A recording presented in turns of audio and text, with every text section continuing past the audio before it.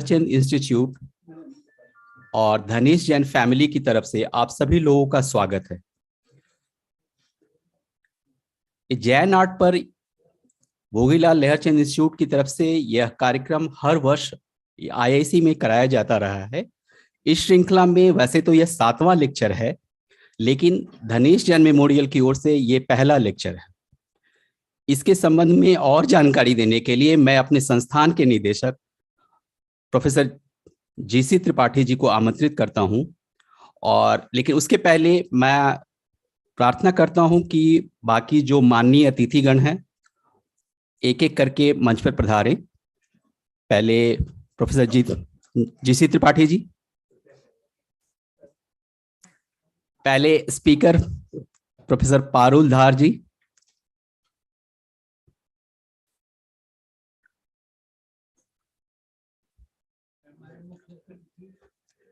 हाँ हमने इस कार्यक्रम के लिए मुख्य अतिथि के रूप में वैसे मधु खन्ना जी को बुलाया हुआ है, वो अभी सामने उपस्थित नहीं हुई हैं, लेकिन हाँ पहले उसकी जगह पे प्रोफेसर जितेंद्र भाई शाह अभी आमंत्रित हो रहे हैं और जब वो ज्वाइन करती हैं तो फिर वो अपने मंच पे आ जाएंगे। प्रोफेसर जितेंद्र भाई शाह जी।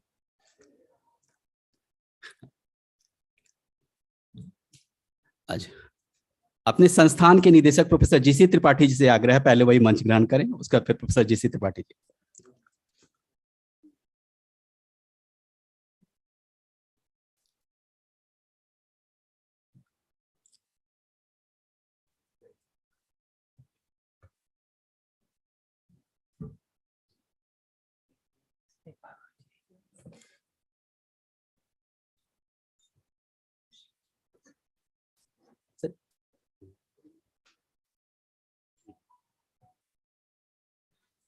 अपने संस्थान के निदेशक प्रोफेसर जीसी त्रिपाठी जी से मैं आग्रह करता हूं कि ये पहले धनेश जैन मेमोरियल लेक्चर के संबंध में और जैन आर्ट जो बीएल इंस्टीट्यूट कराता रहा है उसके बैकग्राउंड के विषय में आप लोग को जानकारी दें।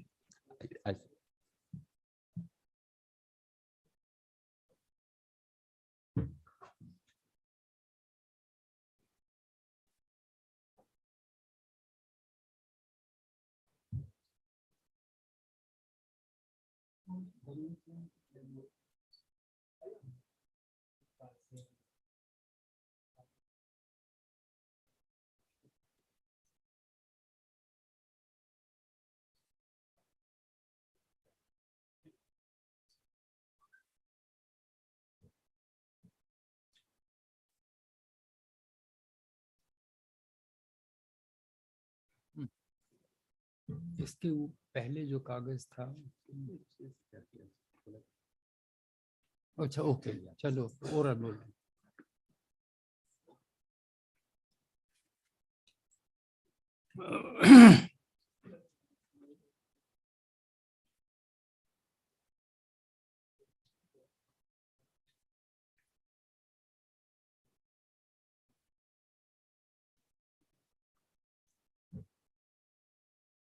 ओम नमो अरिहंताणम दिक्कालाद्यनवच्छिन्नानन्तचिन्मात्रमूर्ते स्वानुभूत्येकमानाय नमः शान्ताय तेजसे।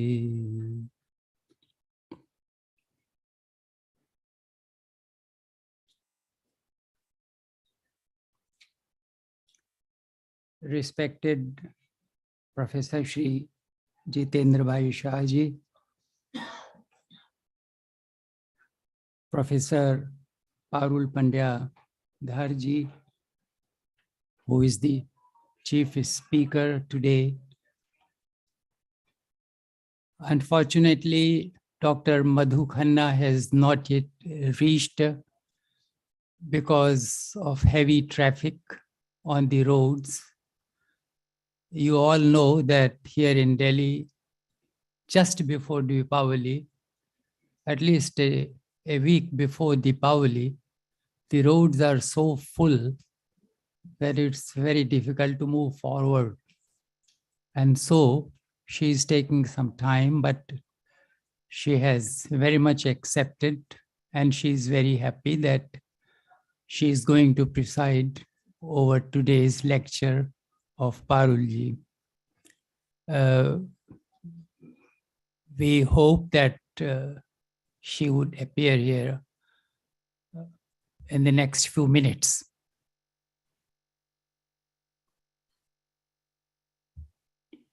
All of you, I extend hearty welcome to all of you, ladies and gentlemen, in this 7th Dr. Dhanesh, Professor Dhanesh Memorial Lecture on Jain Art and Architecture. This is the 7th lecture, and the first lecture was given by Professor Jitendra Bhai Shah, who is decorating, I would say, our dais on the left side. And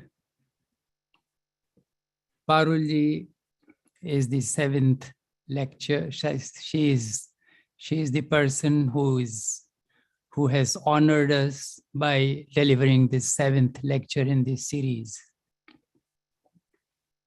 This series of lectures was initiated by Professor Dhanesh Chandji,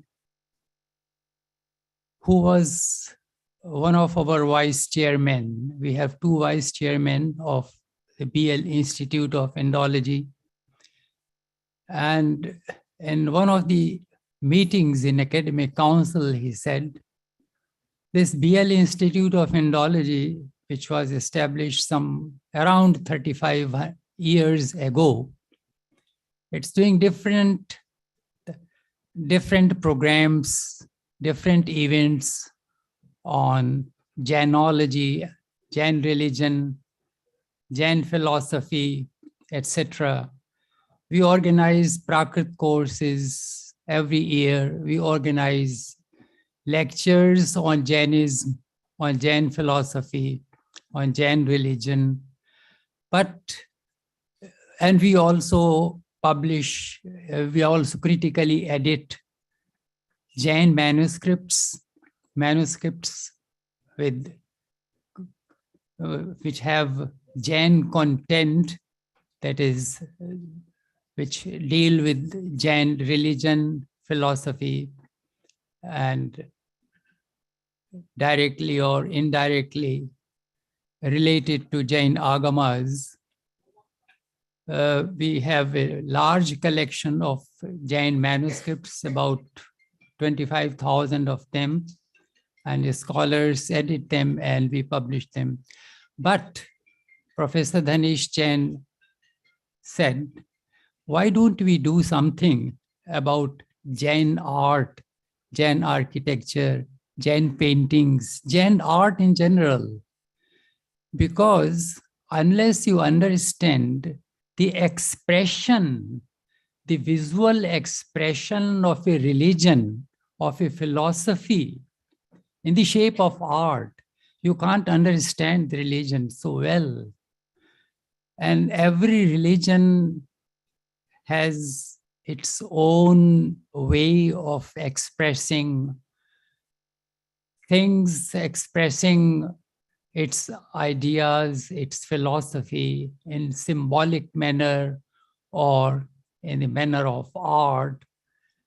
And as you know, every art of every community is deeply associated with its own culture. See, the Jain art is not exactly the same as Buddhist art or Hindu art or Vedic art. Because, as I said, art is directly linked with the views, with the philosophies, with the symbolism, etc., of a particular religion. And it expresses in the form of art also many philosophical tenets of a religion. They become evident, and it's also become easier for common persons to understand a religion or understand a concept, a difficult concept of a religion, if it is depicted in the form of art. And so, if you want to propagate, or if you want the people to understand the tenets of Jain religion, then you must also pay attention to its art. And this was a wonderful suggestion. All accepted it. And so some 8 years ago or so, the series started. And he was the person who was financing this whole series.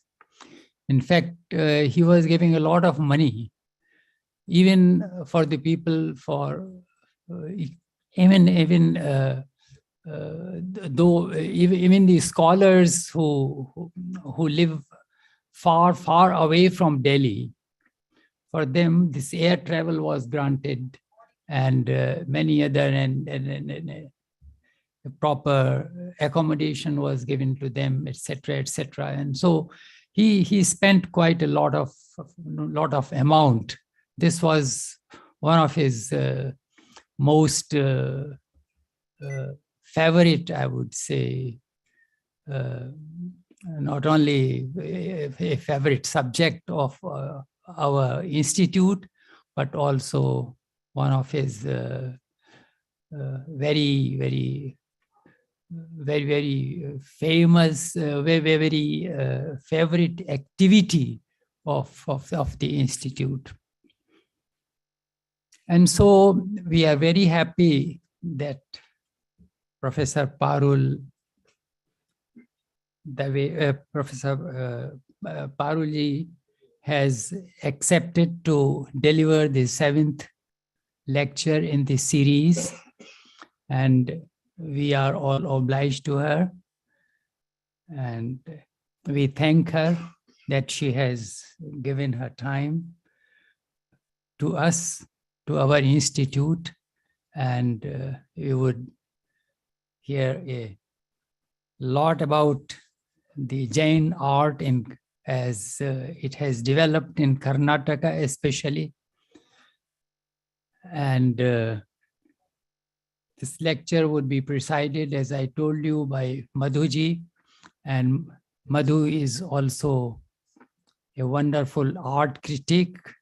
She is also taught art and at Jamia Millia, and she has founded a Tantra foundation. She is especially interested in tantric art and in different aspects of Indian art in general. So I would now give you a small introduction to these ladies and also about the talk. This would be an illustrated talk, and it would interpret a range of Jain artistic expressions in early medieval Karnataka. Jainism flourished in the region with generous patronage from royalty, nobility, and the laity. This led to the making of Jain basadis or temples, memorials, and pilgrimage centers, sites where a rich architecture and iconography expressive of Jain ideals, beliefs, and narratives unfolded. In response to requirements of the religion and its patrons, artists visualized fresh art vocabularies, even as they drew from past traditions. The lecture explores the development of a Jain artistic language through representative sites such as Badami, Aihole, Kambadhalli, and Shravanbelgola, among others. Now, about Professor Parul Pandya Dhar, she has given a very, no, we have extended a little bit. She was so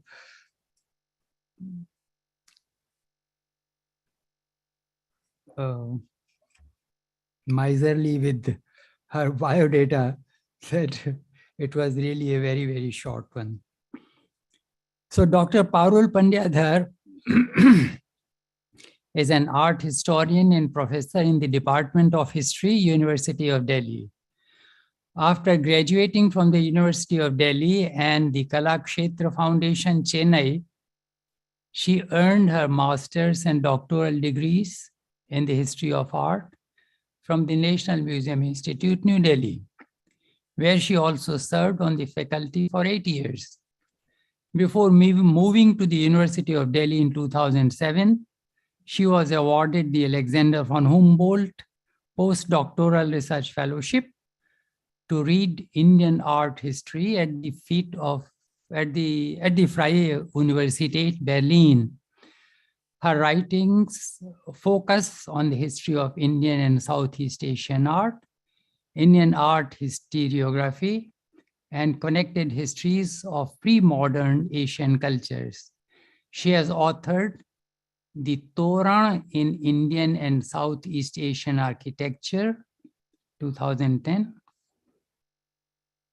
edited The Multivalence of an Epic, Retelling Ramayana in South Asia and Southeast Asia, 2021, and Indian Art History, Changing Perspectives, 2011, and co-edited Temple Architecture and Imagery of South and Southeast Asia's, 2016, Asian Encounters, Exploring Connected Histories, 2014, and Cultural Interface of India with Asia, 2004.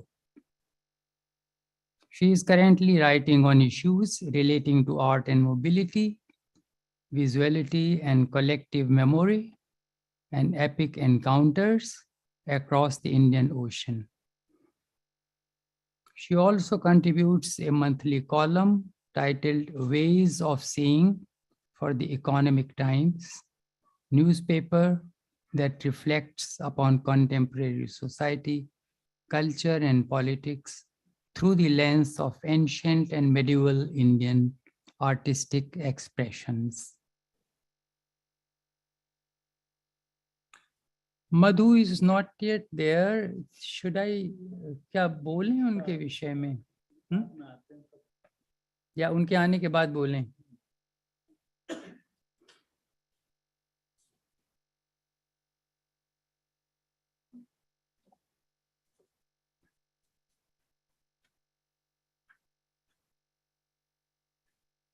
Madhu Khanna is an author now who is going to preside, hopefully, now, because I'm becoming a little doubtful why she is not yet there.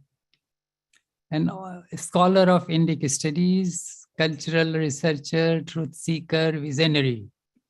At present, she is Tagore National Fellow at the National Museum, New Delhi.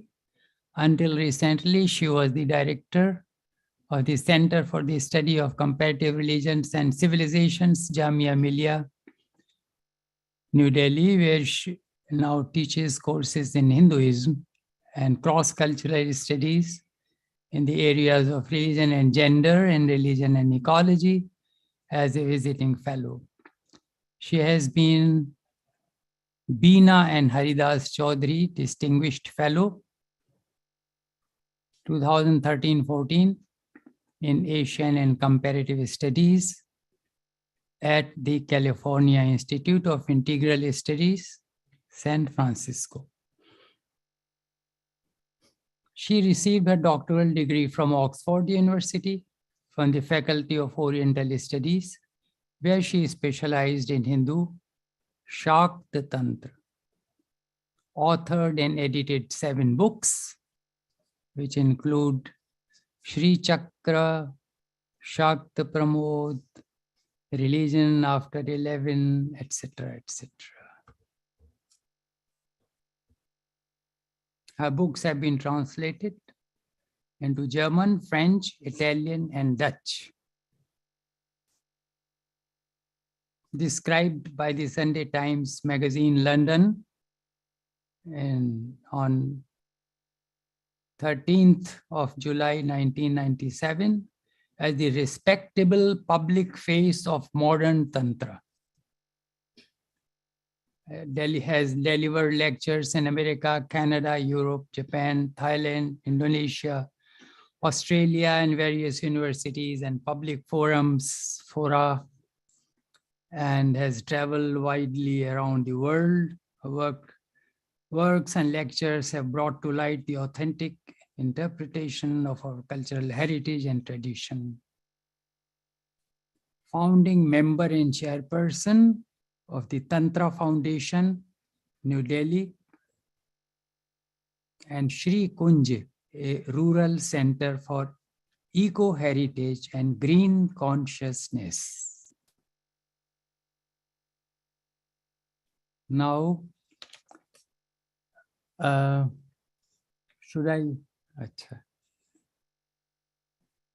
would now like to request today's speaker, Professor Parul Pandya Dhar, kindly to grace the occasion by her lecture.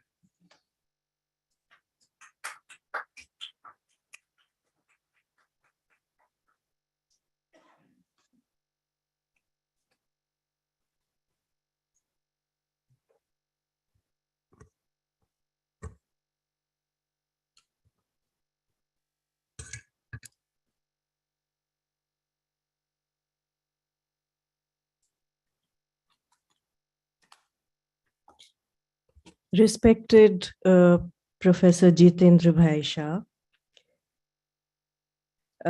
dear friends and family of Dr. Dhanesh Jain ji, Mr. Sugat Jain, I realize is here, respected Professor G.C. Tripathi ji,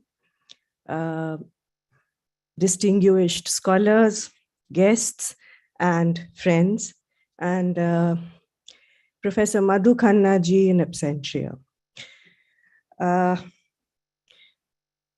Dr. Dhanesh Jain's name evokes deep respect and admiration in the minds of scholars, Indology, book lovers, and all who have a passion for the pursuit and dissemination of knowledge.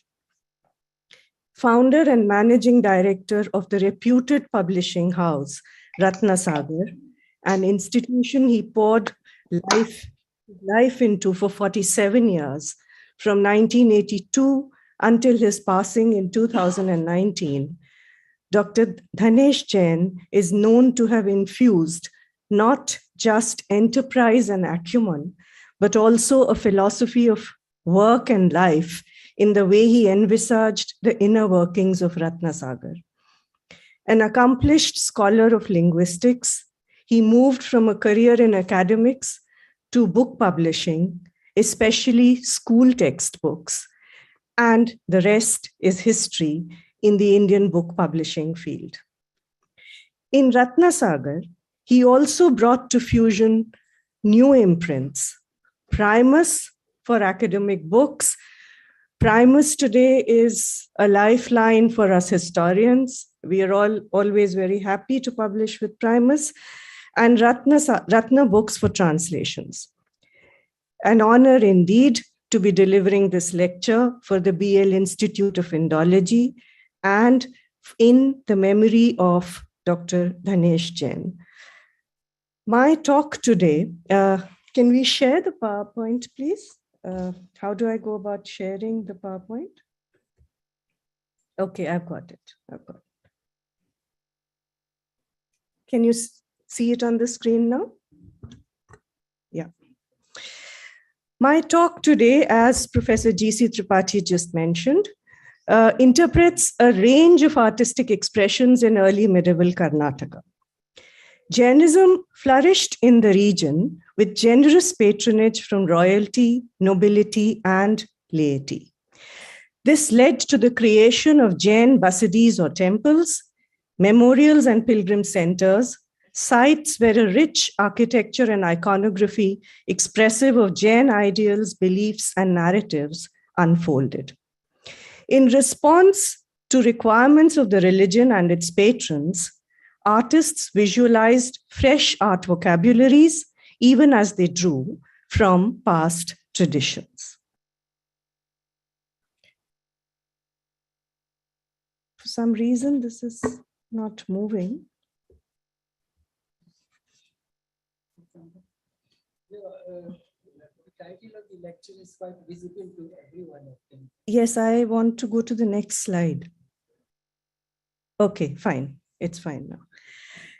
Tradition has it that Jainism arrived in Karnataka with the southward migration of Acharya Bhadrabahu in the company of Emperor Chandragupta Maurya in the 3rd century BCE. This is a legend, a tradition that believes so, where the teacher preceptor Acharya Bhadrabahu and his royal follower Chandragupta Maurya are supposed to have observed the rite of Sallekhana, or voluntary termination of life by fasting, at the smaller of the 2 sacred sepulchral hills in Shravanabelgol, known as Chandragiri, or variously as Chikkabetta, Katavapra, Kalabappu.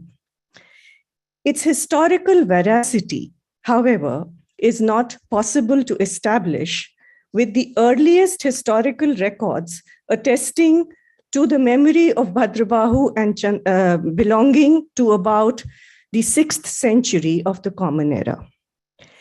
Now, sometime between these centuries, from the 3rd century BC to the 6th century AD, Chandragiri or Chikkabetta at Shravanabelgol had acquired the distinction of being an awe-inspiring yet desolate site for a Spartan and rigorous life, where pious practitioners of the Jain religion, among them predominantly during these centuries, the austere ascetic saints pursuing the ideals of aparigraha, a state of no attachment, and ahimsa, non-violence, with the objective of liberating the soul.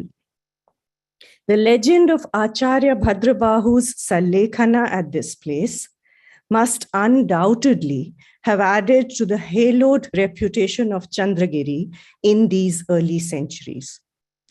It comes into historical focus, as I said, in the 6th, 7th centuries, beginning with a few inscribed records. Appreciable monumental remains, art and architecture from Shravanabelgol, literally the white pond of the Shramanas, belong to the period of the Ganga and Hoysala rule in Karnataka and to later periods, that is, from the 10th century onwards. To this period of efflorescence, we shall soon return. But before that, the early beginnings of Jainism in Karnataka. Now, unlike Buddhism, where Ashoka Maurya followed a rigorous patronage to Buddhism in various parts of the country, including in the Deccan. Also, we have his rock edicts in various parts of minor edicts in various parts of Karnataka, followed by the Shatavahana and Ikshvaku patronage to Buddhism. All of this resulted in a lot of art and architectural activity in the region of the Deccan, which includes Karnataka, Maharashtra, Andhra, Telangana belt, and Karnataka. Kanaganahalli, which was a scintillating discovery, is witness to a portrait sculpture of Ashoka with his inscription there. So, why do I bring in Buddhism? Just to draw a kind of comparison between the two, to understand that at this early period, when the Deccan was a veritable Prakrit cosmopolis, if I may say, a Buddhist cosmopolis in many ways, what was happening with the Jaina religion. We have the legend of Bhadrabahu and Chandragupta, to which I will return recurrently during the talk at various occasions. But it is actually historically noted in an inscription as a collective memory in the 6th century. So let's look at 6th or 7th century. So let's look at this period between the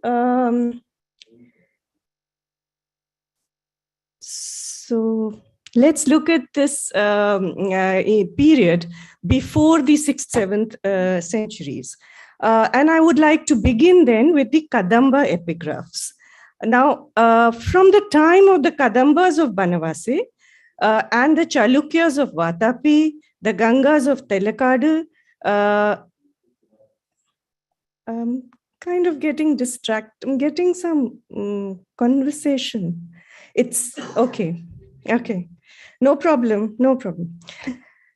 So, beginning with the Kadambas of Banavasi, Chalukyas of Vatapi, Gangas of Telakadu, the epigraphs, art and architectural remains related in Karnataka become more securely dated. So let's look at this 4th, 5th, 6th century period.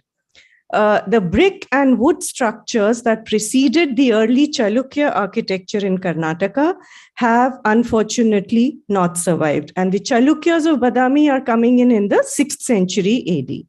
Now, of the earlier period, neither the Kadambas of Banavasi nor the Gangas of Telakadu have left. Do we have any surviving remains? We have then references and epigraphs about Chaityalayas, about Jinalayas. So at the moment, for this time period, we need to look at these references first before we can start looking at the monuments themselves. So the earliest patrons of Jainism in the known history of Karnataka, as I said, are the Kadambas of Banavasi. They patronized several Jain sects, including this is very interesting information, including the Shwetapatta Mahashramana Sangha or the Shwetambara. In minority, but there. Nirgrantha Sangha, Yapaniya Sangha, Mula Sangha or Digambara, and the Kurchaka Sangha. All these references are found in the inscriptions. Now, while no appreciable structures are found during the period of these inscriptions, the presence of Jain temples at this time is attested in the epigraphs as the work of epigraphists like G.S. Gai, K.V. Ramesh, and others, from the time of B.L. Rice, Narasimha Murthy, Narasimhachar, Srinivas Padigar, Sundara, Setter, I must remember them all, including my guru, Professor M.A. Dhaki. Now, it's all this work that one needs to look at to understand the beginnings of Jainism in Karnataka. So let me just quote very few examples. The Devagiri copper plate of Kadamba Mrigeshavarman is important. 5th century, early 5th century, it records the king's grant for the Sammarjana, Upalepana, Archana, and Bhagna Sanskara of the Jain Chaityalaya located at a place called Brihat Paralur, in addition to the donation of 1 Nivartana of land for the enclosure of the Chaityalaya. Now, this is important. If an enclosure is being given to the Chaityalaya, it suggests that the Chaityalaya was of some consequence, was of some size. An important reference then again to an Arhat Shala, where the image of Jinendra was installed, is found in the Devagiri inscription of Vijaya Shiva Mrigeshavarman. And again, Kadamba Mrigeshavarman's Halasi inscription records that this king got a Jinalaya built in memory of his father in Palashika and granted land to Jains of Yapaniya, Niragrantha and Kurchaka Sangha. Again, Kadamba Ravi Varma's Halasi inscription. So we are in this 5th century period right now. refers to the grant for the Abhishek of Jinendra, implicitly referring again to a Jain temple. Now, none of these Jain temples are available, and Halsi keeps appearing in. So, Halsi was a very important Jain center, but what survives in Halsi is a 10th, 11th century structure today. These references are to much earlier shrines. There are more records, but we will move ahead. Now, the Badami Chalukya monuments and epigraphs. The Chalukyas of Vatapi took hold of the region of northern Karnataka, a beautiful site today, Badami, Aihole, Pattadakkal. It was fortified as per the inscription on the rock cliff in 543 AD by Pulikeshin I. Now, in their inscriptions, you largely find references to them as Parama Vaishnavas and Parama Bhagavatas, Parama Maheshwaras. Varaha Vishnu is evoked. The Saptamatrikas are invoked. So they were not Jains themselves, but there is enough evidence to see that Jainism flourished in the region of the Chalukyas of Vatapi, although the patronage in this case was by ministers and nobility, not directly by the Chalukya kings of Vatapi. This situation is quite different from the Gangas of Talakadu, where you find direct patronage as well. And of course, there too, it is the ministers like Chavundaraya and all who seem to have patronized the Jaina monuments more. Now,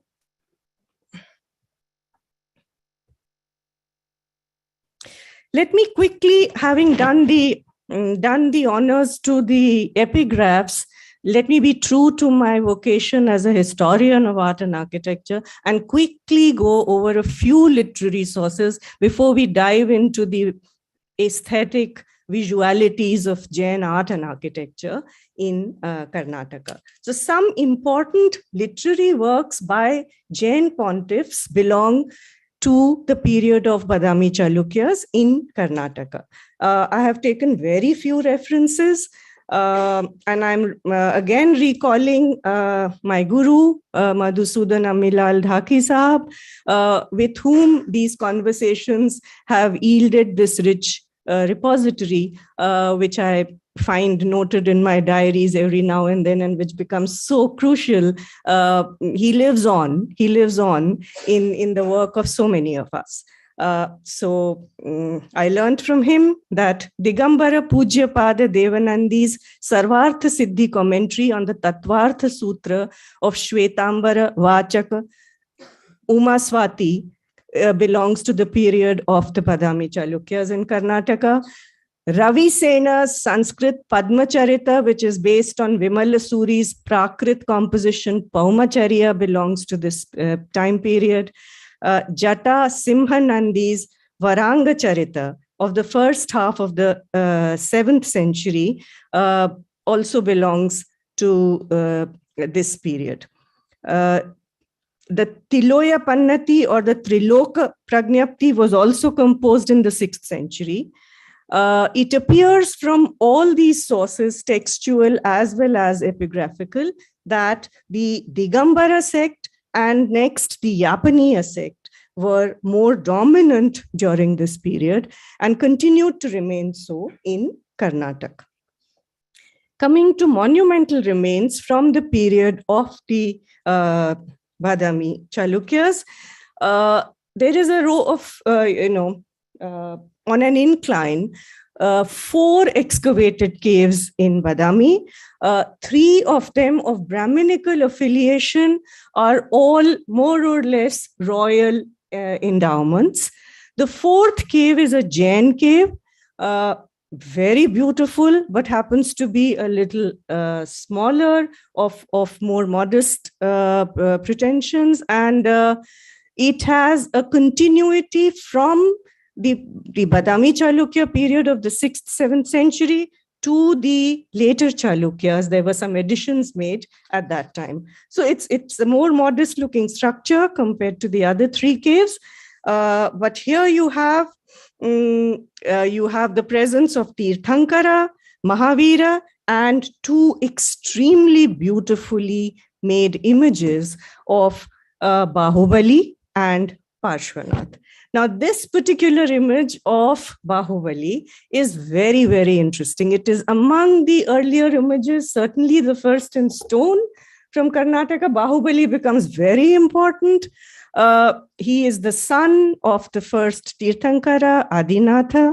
And what is very unique about this sculpture is that nowhere else, to my knowledge, do you see Baahubali sporting such beautifully long hair falling on his shoulders. Usually he's shown in he's detached. He doesn't, maybe because maybe they are registering this, this is an early image in the region, and they are registering that he is the son of Adinatha, who is supposed to have had very beautiful hair himself. All the other Tirthankaras are not shown with long hair, but the first Tirthankara is.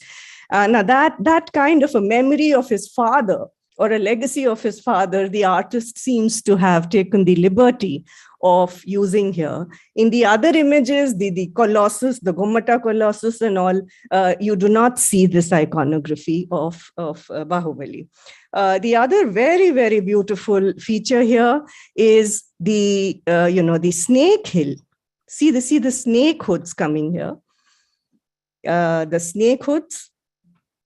From the, it's not just the ant hill, you have serpent hoods showing there, and the Madhavi creeper going up his body.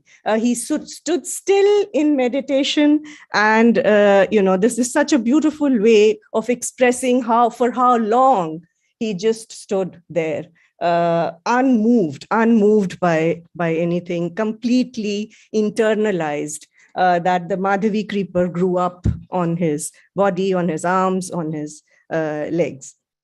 Now, it is from this time again in Karnataka that you see Baahubali and Parshvanatha as a pair. So on cave 4 at Badami, you have on in the entrance veranda on one side Baahubali, and on the other side the 23rd Tirthankara, Parshvanath, shown there. Some remnant, some indication here on the top right of the Upasarga episode, Kamatha and Parshvanatha and Dharanendra, and how Kamatha's attack is staved by Dharanendra.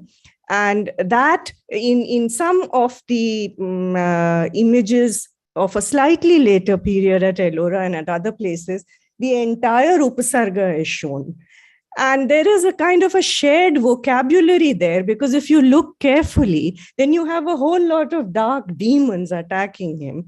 And it reminds me of certain compositions of Mara Vijaya in Buddhism, where also Mara's attack is staved off. So religion does govern or guide or inspire artistic expressions, but for the artist, crossing boundaries between different religions is a very common fact. Between Hinduism, Jainism, Buddhism, they were not bound by, their creative energies were not blocked by these ideological boundaries that we seem to create in the modern world.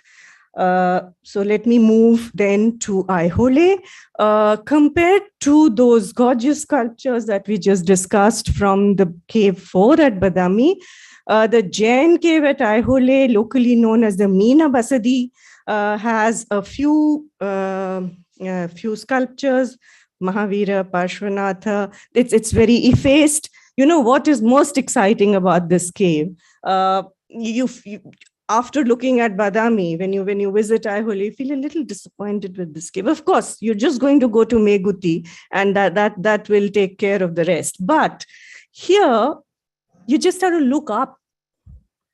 What an absolutely gorgeous ceiling, in relief sculpture. So perhaps the figural sculpture of this cave doesn't measure up to the rest. Just next to this is the great artist Narasobba's Kani or quarry. And there's a lot of creative ferment happening here. So let me now come to the very famous, right on top of a hillock, the Meguti temple, which is actually also very famous now for the Prashasti written by Ravi Kirti, the very, very rich in alankaras, in poetic figures, metaphors, in honor of his king, Pulikeshin II.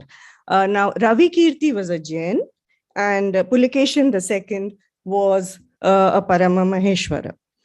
But land was donated, and the Meguti temple begins to give a sense of a certain aesthetics of austerity that was followed in the Jain temples of the period.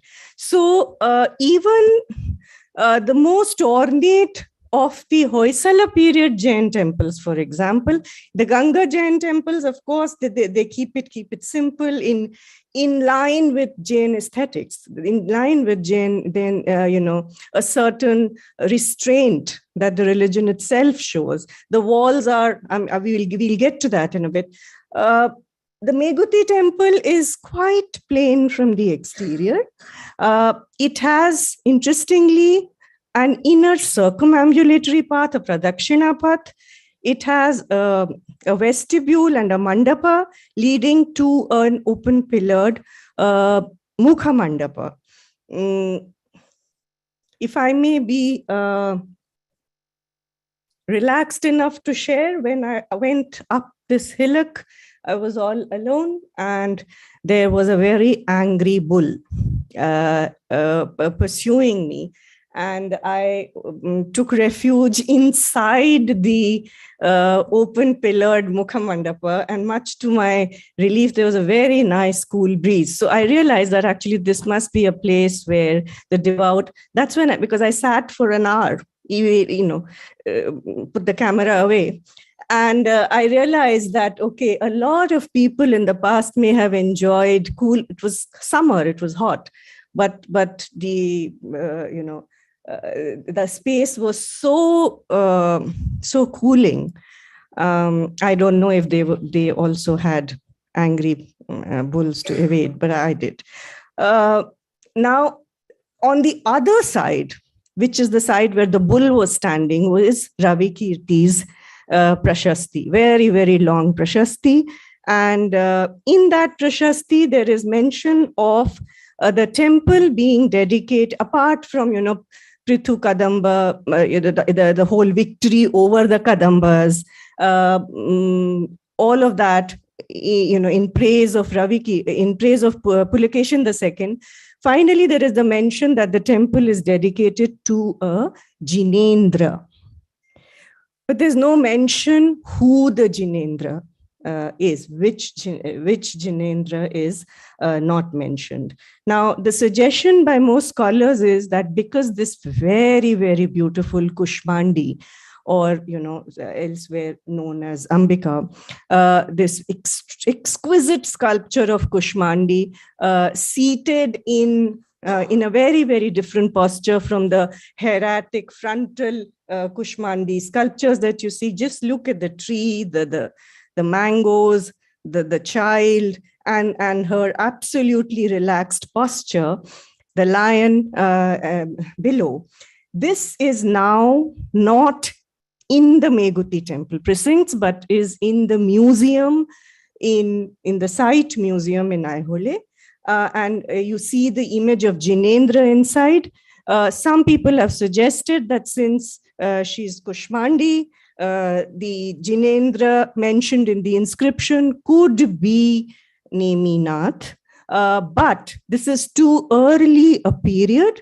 We are in the 7th century, and actually, if you see all over Karnataka, Kushmandi and Sarvana Yaksha seem to accompany a lot of Tirthankara images.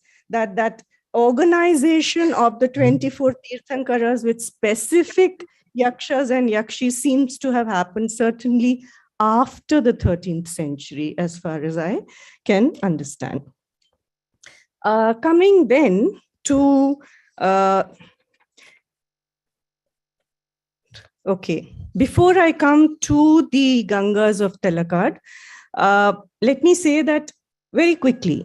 Let me just say that in the second phase of the Chalukyas, that is, from 750 AD onwards, Jainism continued to flourish. And for example, Chalukya Vijayadattya's sister Kumkumadevi was the benefactor in the construction of a Jain monastery at Puligere, also called Lakshmeshwar. Koppan in Chalukya territory had gained an importance as a Jain center, and also Kondakonde, to which the illustrious Jain mystic Padmanandi or Kundakundacharya belonged. Rashtrakutas also encouraged Jainism a lot, and in fact, the Rashtrakuta ruler Amogha Varsha is known to have been greatly favorable to Jainism. Acharya Jinasen was the preceptor of Rashtrakuta Amogha Varsha, and Rashtrakuta Amogha Varsha's successors are also known to have patronized Jainism. So this was the scenario north of Karnataka, and a quick encapsulation tells us that, okay, southern Karnataka, slightly southern down, the Kadambas have given us epigraphs. But the earliest Jain art and architecture we find in the northern parts of Karnataka first. But then the Gangas of Talakad are soon going to take over in a big way. Now, the surviving monuments of the time period of the Gangas of Talakad are all belonging now to the 10th century. And the biggest patron of Jainism is the minister, Chavundaraya.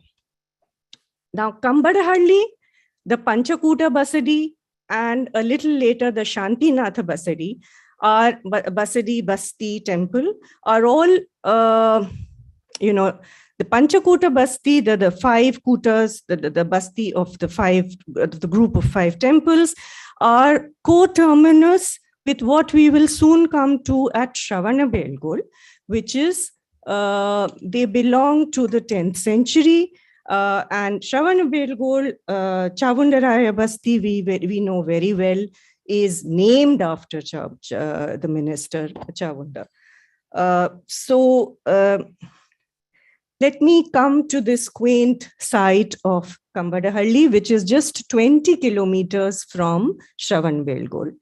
The site gets its name from the Kamba or the Stambha or the pillar, the Brahmadeva pillar. Halli literally is village. So you have the village with the Kamba or the Stambha, Kambadahalli. And here you have, in the photograph, you see a cluster of 5 temples, which becomes, they're all exquisitely planned, crisp, absolutely crisp moldings, and the way the stone is cut. The whole ornament of these temples is in its understatement, is in its restraint. So you don't have walls packed with sculptures. You have a much more relaxed kind of treatment of the walls, very understated. But because the way the stone is cut is so precise and so well planned, that the architecture itself becomes the ornament. Yeah, the structure itself becomes the ornament there. So here it is on the plan. Panchakuta 1, 2, 3. Actually, it is Trikuta. The other two are twin shrines, which are also included and converted into Panchakuta. So you have here Trikuta, and the three kutas, the three garbhagrihas, the three sancta of the Kambadahalli shrines are treated in three different ways. The Vimana Shikhara, the superstructure, is treated in three different ways. So let's say you have the westernmost, I mean, this is south, this is north, this is south. So you have the west and the east. The southern shrine has a superstructure that is known in architectural vocabulary as Brahma Chanda. Brahma associated with the number 4, the 4, is number associated with the Vedas, the 4 Vedas. So the Shikhara has 4 sides. On one side, you have a Vishnu Chanda Shikhara, octagonal, faceted. And on the other side, you have a Rudra Chanda, circular. These are architectural terminologies, again, shared between the Brahminical and Jaina religions. The architects continued to call it Brahma Chanda, Vishnu Chanda, Rudra Chanda. The deity presiding inside is a Tirthankara. Okay? But the Shikhara remains Brahma Chanda, Vishnu Chanda, Rudra Chanda. The terminology doesn't change, the artisans don't change. The texts and the manuals that they refer to don't change. What gets affected is the total quality, the aesthetic worldview of Jainism gets reflected through certain modifications, through certain changes that are incorporated. So this Trikuta, the three sancta with a shared mandapa. This is the plan that is followed also in Odekal Basti in the Vindhyagiri in Shravanabelgol. And then there are twin shrines that join with this to form the Panchakuta. Then there's an enclosure and a Pratoli gateway. This is what makes the Panchakuta Basti. And very quickly, I think my cursor can be seen on the screen. Can it be? Yeah. So this is, these are the 2 twin shrines. Both are Brahmachanda, 4-faceted Shikhara. Now, please notice that these are 2-storied, so Dvitala. And then this is a circular Shikhara, Rudrachanda. This is again a Brahmachanda, 4-sided. And this one is one of the most beautiful. I would compare it with Kalugumalai, Vettuvan Kovil, Kailash, Ellora, you name it, Dharmaraj Ratham, Mahabalipuram. It stands at that level of aesthetic refinement. Here again, you can see the Brahmachanda, Rudrachanda, the different Shikharas, almost lining up the vocabulary there. What did they know? They're showcasing it in the Panchakuta Basti. Now here you have, just see, the walls are plain, completely plain. This is 10th century.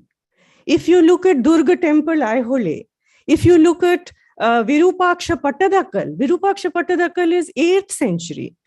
Now, this is 2 centuries after that in the same land. So there is a decided decision. There's a decision. It's not that it is at a certain developmental stage in architectural history. No. The walls are kept plain. Where they are punctuated, just see how they are punctuated. Just see the Tirthankara standing there. Just see the Jaina image standing there. Beautiful Digambara Jaina image. Again, the Jaina himself is shorn of adornment. But that Jaina shorn of adornment on the plain surfaces in just one central Bhadra offset niche creates the aesthetics of restraint that the Jain temple is known for. There's only one which is very ornate, in the which is the Shantishwara Basadi in Jinanathapura, a little away from Shravanabelgola, that is of the Hoysala period. But even that does not have the Adhisthana of the Hoysaleshwar of Halibid. So there also the epitome of ornateness of the Jain temple is still not as efflorescent or Baroque, if I may use a Western art historical term, as, say, the Hoysaleshwar at Halibid or the Chennakeshava at Belur. Just look at this gorgeous Makaratorana niche crowning it. Completely minimal, the Brahmakanta, the square pillars supporting it. And where is it that they are gaining in terms of ornament? These miniature edicules. Just see how sharply cut they are. The kutas on the corners, the wagon vaulted shalas in the center, the proportion of the first level to that of the second level in this two-storied structure, the beautifully articulated neck or griva, and then the four-sided Brahmachanda Vimana. Absolutely, the structure itself is speaking. It doesn't need all that over detailing. Now, this is the one that reminds me of that incomplete, but perhaps even more beautiful than the Kailash at Ellora, the Vettuvan Koil at Kalugumale in Madurai, Pandya territory, 9th century. This is 10th century. Just see the octagonal faceting, the dormers or the mahanasis, the way that figural sculpture is positioned vis-a-vis the various levels, and then the way that the molding is rendered, the way that the kutas and the shalas are cut, the square and the rectangular ones, which enables light to fall in a particular way. Interestingly, of the same time period as all these temples that I just mentioned, Ellora, Vettuvan Koil, Dharmaraja Ratha, in the north, this quality, I always remember the Mukteshwar in Bhubaneswar for that crisp cutting of the surface of stone, which itself becomes the ornament. This is Rudrachanda. Now, who were the Tirthankaras? Well, there is an Adinatha image in the central one of the Trikuta, which is a later image. It's a replacement. And the other two are suspected to be Shantinatha and Neminatha, but the Lanchanas are missing. The Yakshas and Yakshis are missing. And so we cannot say for sure. But going by tradition, most likely Adinath, Neminath, and Shantinath. So, yes. Now, there is some layering of the Hoysala, later Chalukya Hoysala period in the Shantinatha Basadi, which I will just come to. I just placed this Tirthankara here, this Jina image here, under a Makara Torana in the Bhadra offset to show you how minimal the wall is, how minimally the wall is decorated. And this to the right is a fly whisk bearer, a Chamaradhar, which would have stood behind the main Tirthankara image in one of the three sancta it's a discarded image in the compound. This is Shantinath Basadi. Little later, its most ornate part is part of the base moldings or Adhisthana, where you have a row of horse riders. And in the Shantinath Basadi, you have this absolutely gorgeous ceiling. A Tirthankara with Sarvahana and Kushmandi on either side.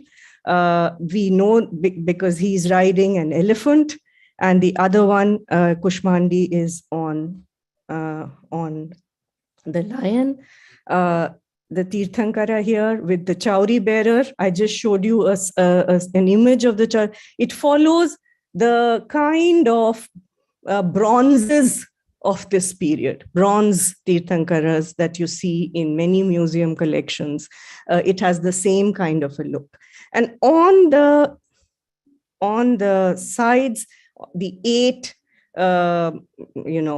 sections of the Navaranga, they match the 9 sections created in the Rangamandapa or the Navaranga are the Ashtadikpalas.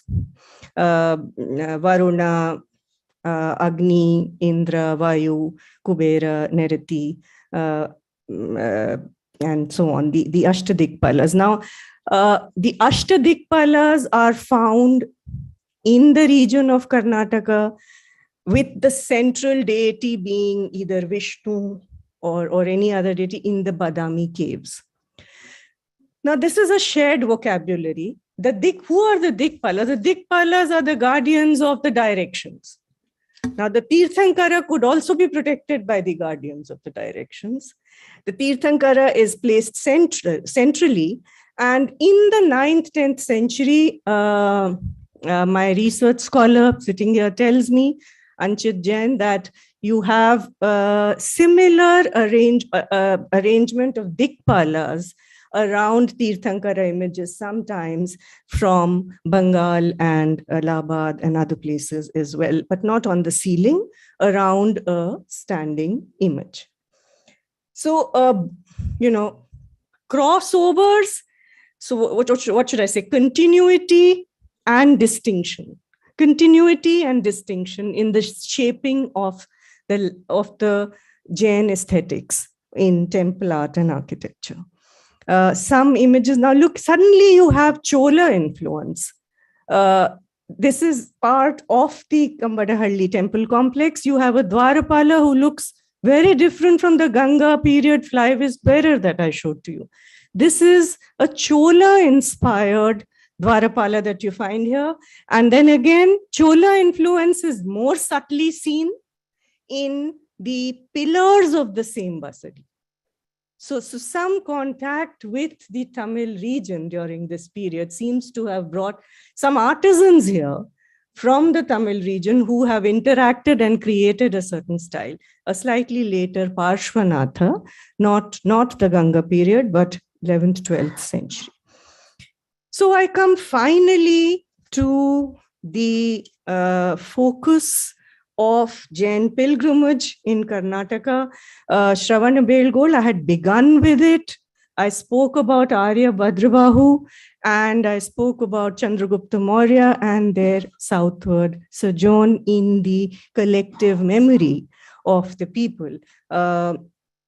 So let me come to that. Now, the earliest appreciable actual temples and sculptures on the 2 big hills of Shravanabelgol, that is, the bigger one is Vindhyagiri, Dodda Beta, and the smaller one is Chandragiri, Chikka Beta. Katavapra, because it is the term Katavapra is found in one of the inscriptions of Chikka Beta. Now, Shravanabelgol in everyone's memory, in everyone's imagination, actually is synonymous with this gigantic colossus of Gommata or Baahubali. In fact, it is Shravanabelgol means Gommateshwar or Baahubali. But there's so much more to the long history of Shravanabelgol than this Ganga period colossus. This colossus of Baahubali, again, was commissioned by Chavundaraya in the 10th century, almost at the same time as those Kambadahalli temples were made, and the Chavundaraya basati was made on the smaller hill. The picture on the right is actually a view of the big hill Vindhyagiri when one is actually on Chandragiri, or the smaller hill. In between the two hills is this very famous scenic tank, the Kalyani Tank, with many later editions of the Vijayanagara and post-Vijayanagara structures surrounding it. And this is the entrance to the smaller hill, or Chandragiri. As you can see, this is the entrance, and just behind it you can see one of the earliest structures made here, alongside the Chandragupta Basadi, which is Marasimha's memorial, which has a long inscription attached to it. Now, coming to the smaller hill, which was the more sacred of the two, because Bhadrabahu's cave and the footprints are here. So before institutionalization of the religion happened, with more land grants and more temples being made and more pilgrims coming in, actually until the 9th century, this was a place of complete austerity. This was a place where only those pursuing and inviting death were coming to the, to the very hard life of the rock surfaces of Shravanabelgore. Yeah. Now here you can see the lines. Somebody is counting the days. The rite of observing a certain type of fast, whether it is Samadhi Marana, Sallekhana, Pandita Marana, the different types of wise death. Now, this needs to be distinguished.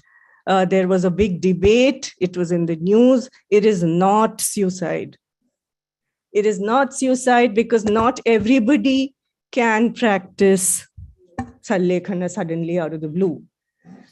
If I have a family, or if I have certain responsibilities towards my workplace, and I'm in good health, I can't suddenly one day decide that I'm going to sit down for Samadhi Marana. There is a certain age, there's certain conditions, some kind of an incurable illness, some kind of a calamity that has hit a large section of the population.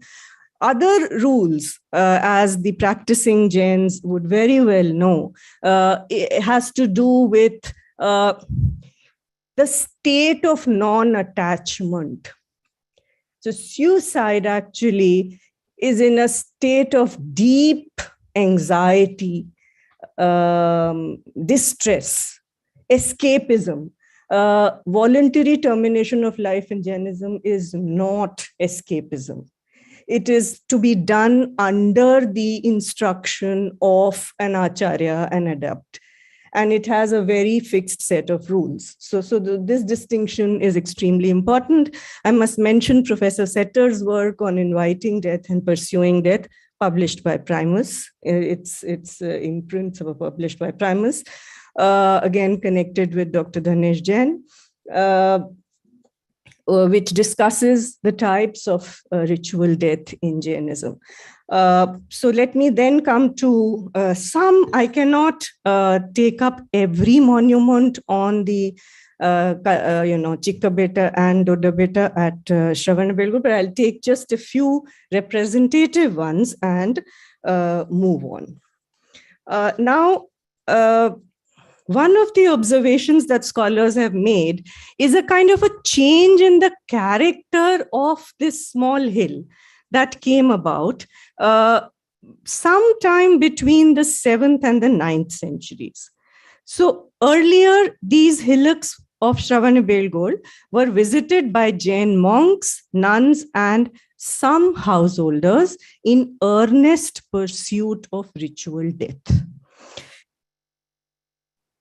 The first attempt to provide some facilities for the monks were made in the 8th century by a Rashtrakuta queen, We have historical evidence for it, which suggests that in the 8th century, this small hill was under the control of the Rashtrakutas. And then later we know that in the 9th, 10th century, it came under the control of the Gangas of Talakad. When the donations started being made, and when the institutional character of the hill overtook that rigorous, austere, coming there to give up, the body, practice different types of physical mortification, that very Spartan character of the hill slowly started making way to more pilgrim records and far fewer records of ritual death. So, up to the 9th, 10th century, you have far more. And one of the questions that comes to mind is, could it be that actually a lot of those ritual death notices which were written on the rock surfaces got covered up by the temples that were made there, by the memorials that were made there? Did we lose some of the records because monuments took over there? That's one of the questions we don't have answers for, but the difference in the numbers is too stark, and certainly more the movement from absolute austerity and restraint to, by the time you come to the later periods, see all the rites of Mahamastabhishek and all, that there's a complete change in the character of the hill over the centuries.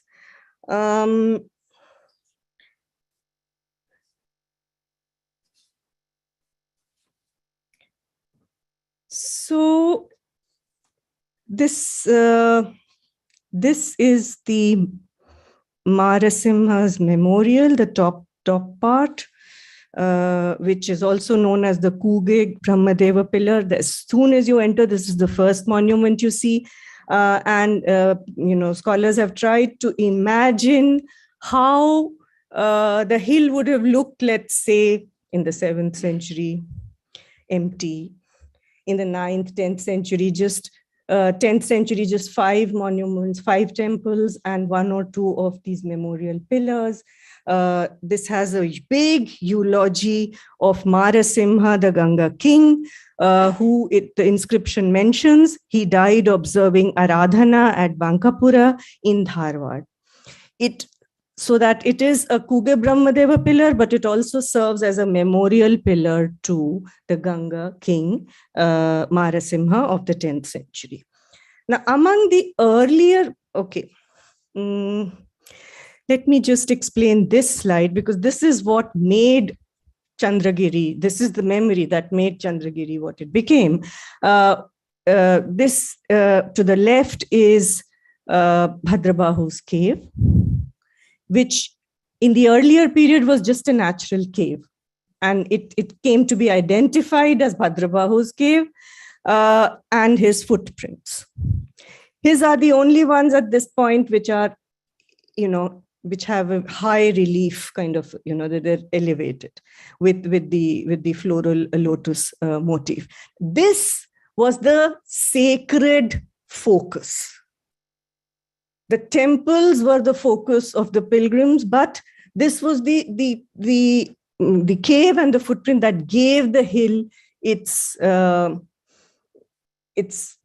fame as the hill of death, the hill of voluntary termination of death. Chamundaraya Basadi, but before that, Chandragupta Basadi. Slightly earlier, the Chamundaraya Basadi is from the 10th century, exquisite in its exterior. I will just show it to you. Very comparable to the Kambadahalli temples. It has a small vestibule, a pillared hall, and a mukhamandap, a front hall with a later addition of a Hasti Hasta stairway, the elephant banister stairway that you see. The sanctum is very small, and the base has an inscription that clearly mentions the time period as 10th century, and the commissioning of it by Chaundaraya, the minister of Marasimha and Rachamalla. But the images of the Jaina and the Yaksha Yakshi inside are later, of a later date. So the original images seem to have been changed in the Chalukya Hoysala period. Just enjoy them with me. Just look at this Vishnu Chanda Shikara and the dormers, the Alpanasis with the Jinas seated underneath, and the absolutely beautifully sculpted prastara or entablature of the entire temple. This is the only ornate part of the temple. The walls are plain. There are no sculptures on the walls. Deeply undercut moldings, but no sculptures. It is the entablature that is extremely well done. And interestingly, the images of the Jinas are interspersed by very beautifully sculpted images of women, yakshas, and also the mythical creatures, the Vyalas and the Makaras. And underneath the cornice of the entablature, you have a row of geese, the Hamsamala. All of this is shared vocabulary in the 10th century.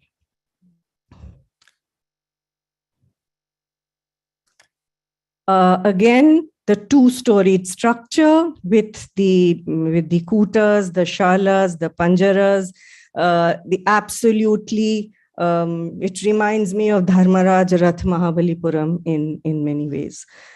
I will let you enjoy it and not give a professorial commentary on it. It's something to be seen and relished and enjoyed.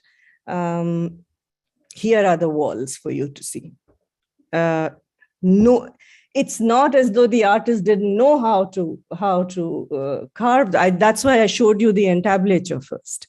It is the deliberate attempt to keep it plain, to contrast it, to register, so that punctuation of the entablature, it becomes even more effective. Here are close-ups of the entablature again. A girl offering flowers, another one, a devotee offering flowers, interspersed between the images of the Jinas. And these are the Sharvahana Yaksha and Kushmandini. So the Jina is interpreted as Neminath. These are of the Hoysala period, later replacements, stylistically very different from the temple itself. The top floor of the temple, it is possible to climb up through a narrow stairway onto the top floor, which has a Parshvanath image. On top again, this is also a later image. Both these images are inscribed and belong to the Hoysala period. There is a general again of Hoysala Vishnuvardhana, Gangaraja. And his name Gangaraja seems to suggest he had some connection with the Gangas, but there is no knowing about it. I'm soon coming to the finale. But before that, I should show you one of the grandest Parshvanatha images from Chikkabetta. This is a very tall image next to, of course, not comparable to the Gommata Colossus, which is 59 feet, but a very awe-inspiring image. And Chandragiri is full of nishidis, of memorials of commemorating ritual death. This particular nishidi is exquisite in three-dimensionality. The nishidi with a very long inscription and a very ornate way of writing also.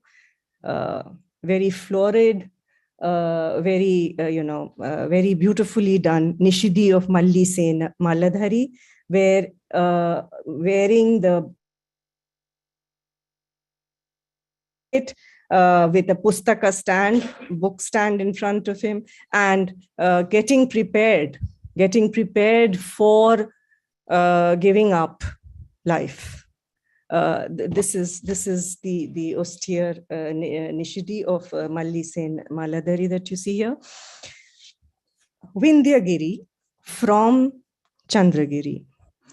I will take only two monuments from here. It is extremely rich, of course, but this is the Tyagada Brahmadeva Stambha, this lower Stambha, with a pavilion on top, which is of a later date. At its center is an elaborately carved pillar.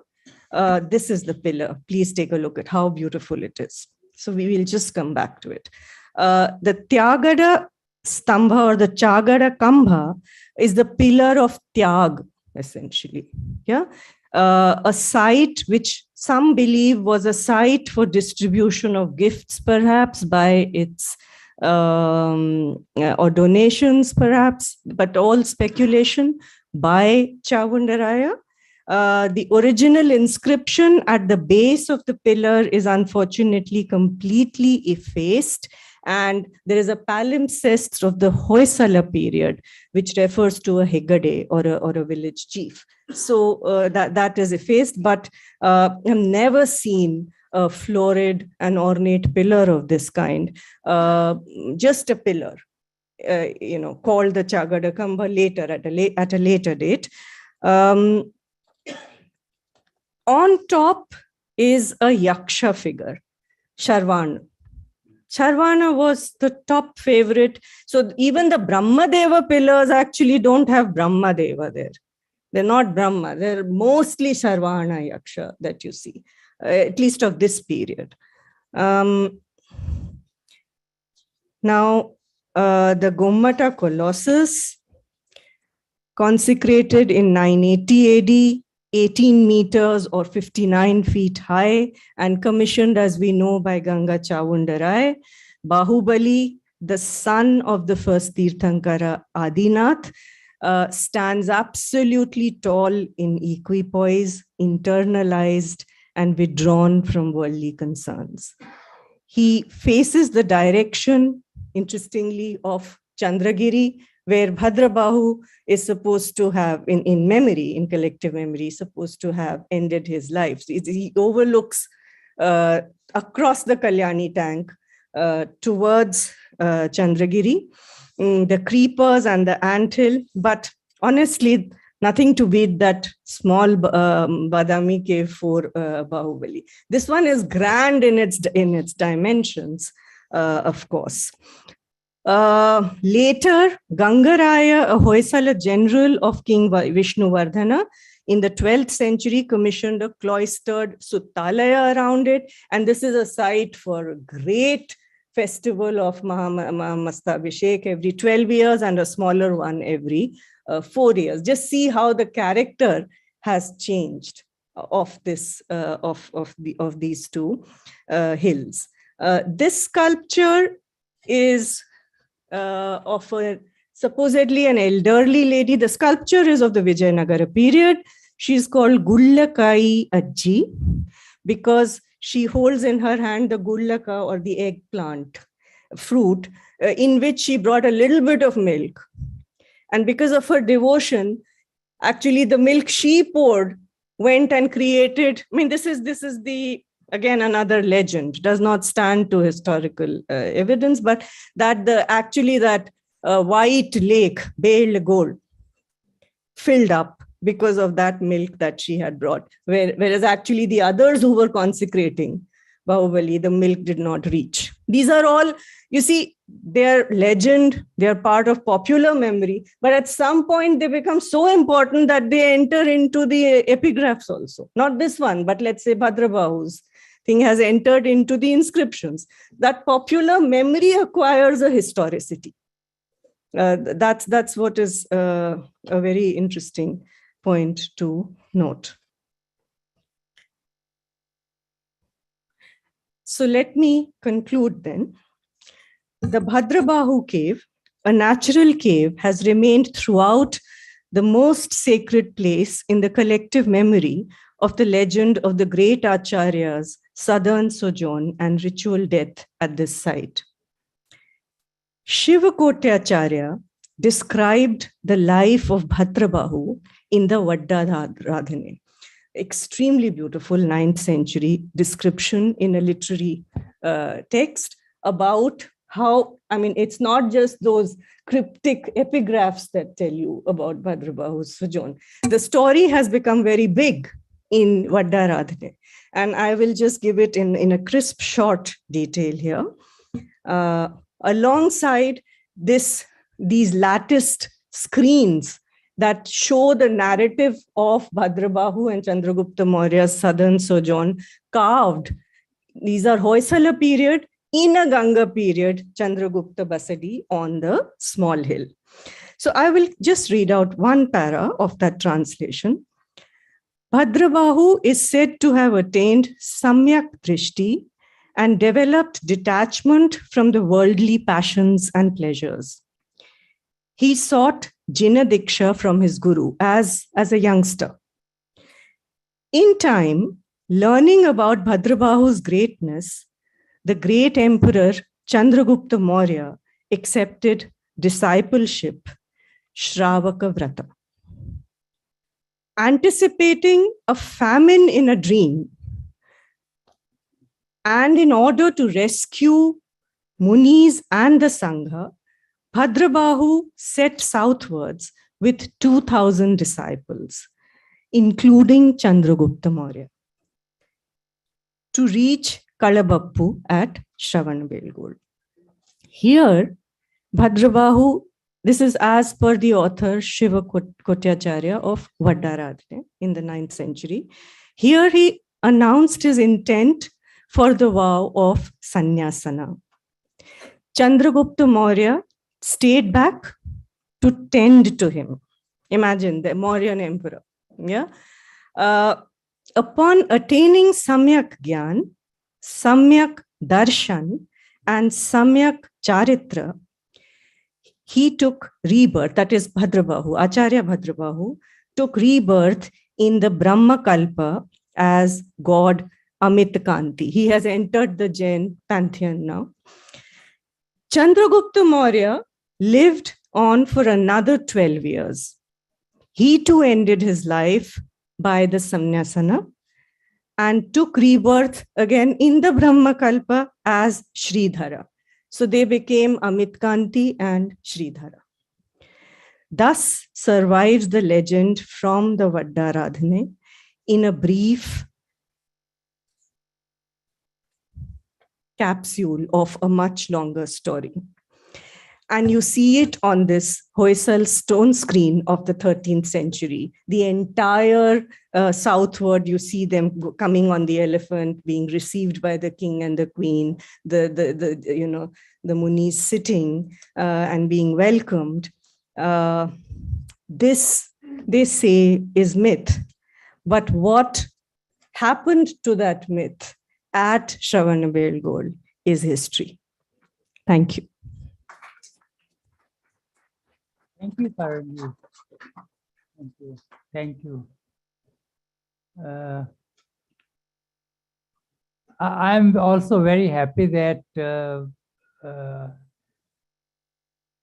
Professor Madhu Khanna ji, who is to preside over this lecture, finally made it through very crowded streets of Delhi these days, and reached here almost at the commencement of the lecture, about 1 or 2 minutes, I think, thereafter.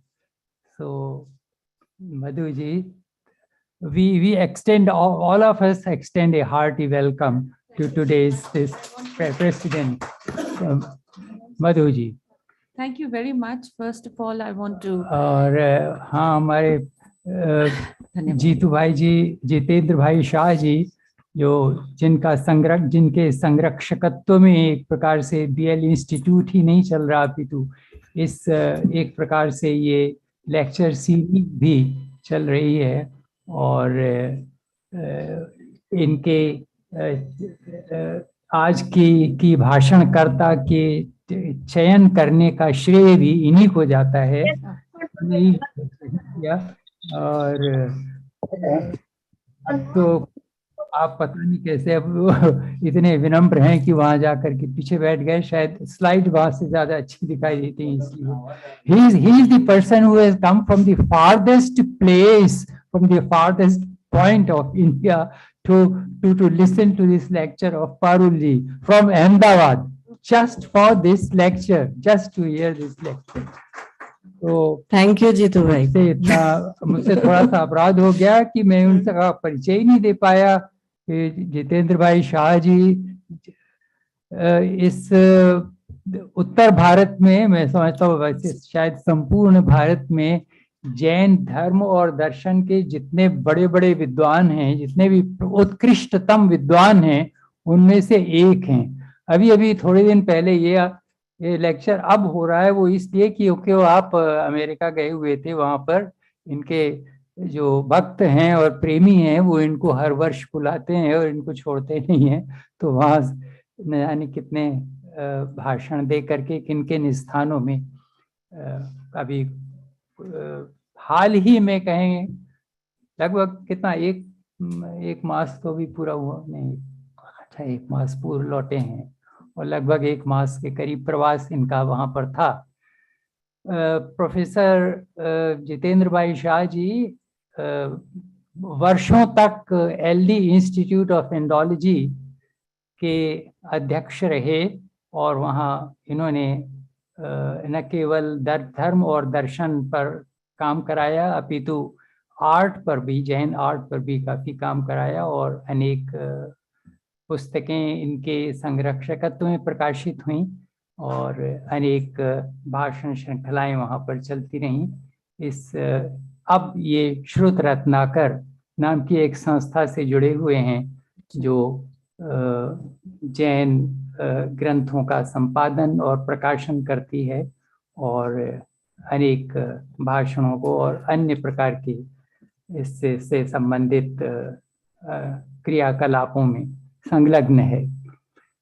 तो ये यहाँ पर हैं, बाद में हम इनका भी आशीर्वाद प्राप्त करेंगे, लेकिन अभी तो हम अपने आज की जो हमारी प्रेसिडेंट हैं प्रोफेसर मधु खन्ना जी, उनसे प्रार्थना है कि वो कुछ अपनी टिप्पणी दें, that she should comment on this lecture of Parul ji and enlighten us a little more. Oh my God, that's a very thoughtful.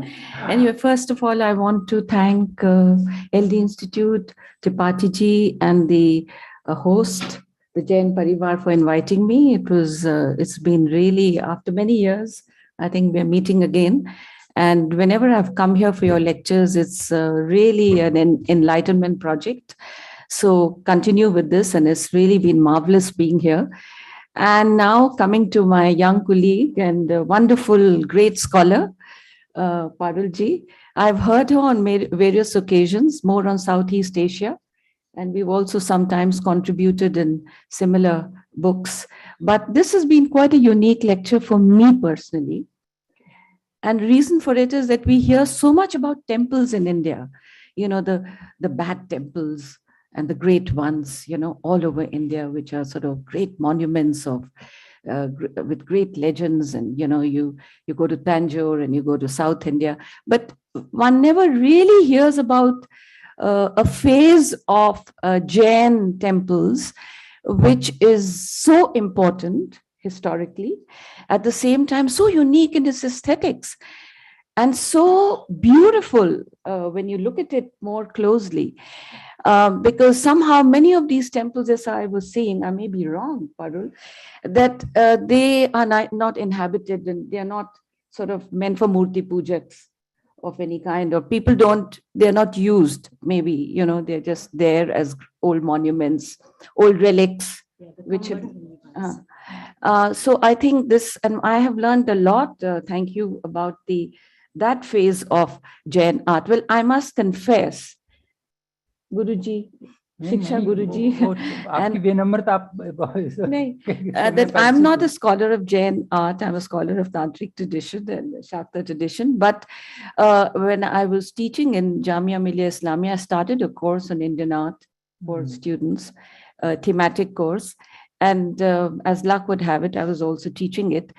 And I found that the grand narrative of Indian art, if we don't look at the earliest phase of Harappa and Mohenjo-daro, really begins with Jain art and Buddhist art. You can't, and one of the things which Parul stated very rightly, and this was something which has been in my mind also, Parul, is that, that there is, when you look at early Jain art, for instance, you have symbols of lotus and you have, very abstract kind of tablets, as well as in early form of Buddhist art as well. But if you want to understand the lotus symbol, you have to read the Rig Veda, the Sri Sukta, just to understand it better. Or give it a context, some kind of a historical context. And then one finds in many of those symbols, early symbols, and get replicated in Hindu art. And so there is a common pool of imagery. And if you would remove the Tirthankars, I may have said, well, this is a Hindu temple, if you remove the Tirthankars images. Similarly, in a lot of Indian art, temple architecture also, one has the same feeling when you have abstraction ruling the monuments.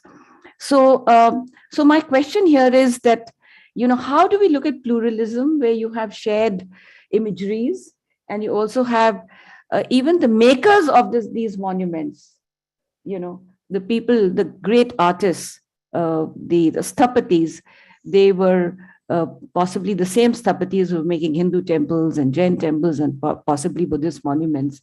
So this brings up a very important methodological problem of understanding our culture, the pluralism that exists in our culture. And recently, when I've been under the Tagore Fellowship, I was putting together a big work on the Tantra Art Collection in National Museum, and I was looking at Jain material. There's a lot of Jain material there.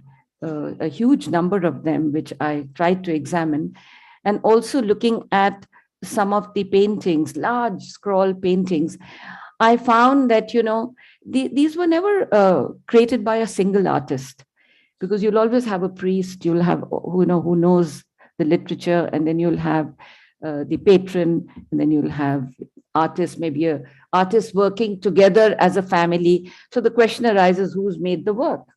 And I guess it is more so when you look at monumental art.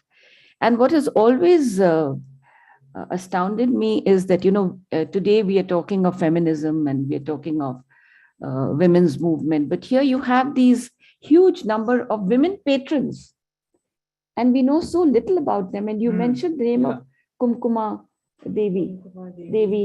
And the Rashtrakuta Queen. Queen. And the Hoysala Queen Vishnuvardhana's wife, Shantala Devi. Yes. Shantala Devi was a great patron of Jainism, and there is a temple commissioned by her on Chandragiri itself. Interestingly, there is an unsubstantiated legend about how Vishnuvardhana, under the influence of Ramanujacharya, moved away from Jainism to Hinduism. But his wife's dedications to Jain shrines seem to have continued unabated. And in the Chennakeshava at Belur, next to it is the Chennigaraya, which is again a dedication of Shantala Devi. So she was simultaneously making donations to Hindu and Jain shrines. Yeah. You see, somehow I find that there's a great resource in our culture, both in architecture and also in literature and elsewhere, that where you find, the contribution of women, but it goes unrecorded. And it's only when you look at, what I call deep structures of research, as Parul has been looking at epigraphy and looking at, various other literary sources, and also reading those very complicated inscriptions on the Skamba, which I thought was so beautiful. I mean, the aesthetics was another aspect which I was quite bowled over by. And what is interesting is that this is perennial. There are different forms of aesthetics, but this was wonderful because it's rooted in minimalism, as you rightly said, and not maximalism, in some form of. For instance, when you go to some of the Jain temples in Rajasthan, I mean, they're so ornate, so utterly ornate. And this, you have a total effacement of all that. And yet the beauty, the geometry in three-dimensional form is quite astounding. And I think that is the greatness of this. And then also the kind of materials that were used. Perhaps you also have a lot of information on the consecration and of temples, and also the Vastu Purusha mandalas that were used. I don't know whether you have found any information on that. So basically, this is a great, I would say, legacy of India. And one of the questions is that, when we look at monuments, we never link it with some of the ideological, theological, and philosophical framework and principles of that religion, which Parul did, as you were talking about, Shravan, which I was very interested.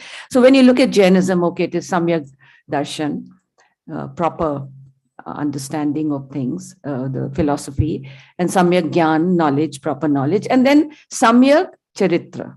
Okay, now all of you know that. I don't have to explain what it means. But what is interesting is that ultimately these, what we've seen today, are sides of that. I mean, look at the Tirthankar image. It's a masterpiece. And we go there for self-transformative experiences. So these monuments are not dead in that sense. They are very alive because they in some sense spark a kind of a response.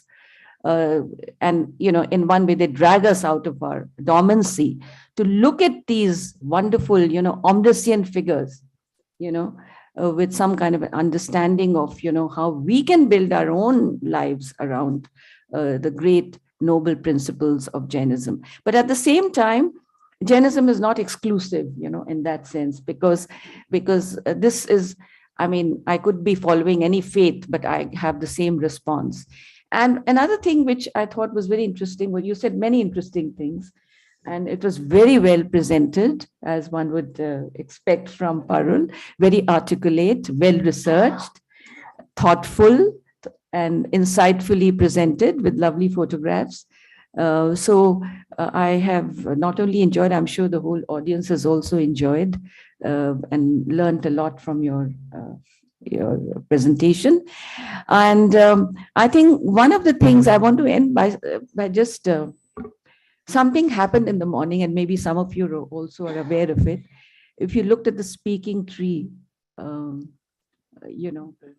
in Times of India, did you look at the speaking tree? You see, early morning, yesterday when Guruji had called me up, कि आपको आना है, हम इनको ना तो कभी कर ही नहीं सकते. So I said, Guruji, अब मैं Jainism में क्या बोलूँगी? Because I have only to learn from people like Parul and others, No, but still. So as soon as I open the newspaper and I see our Honorable Prime Minister embracing Putin, I mean, it's within the speaking tree article, and it says ahimsa. Okay, and he writes an open letter to Putin, quoting Jain sources, and also Mahatma Gandhi's. So I said, oh my God! So that is the real message of Jainism, which has come forward so beautifully. So the idea is that these traditions, they may look.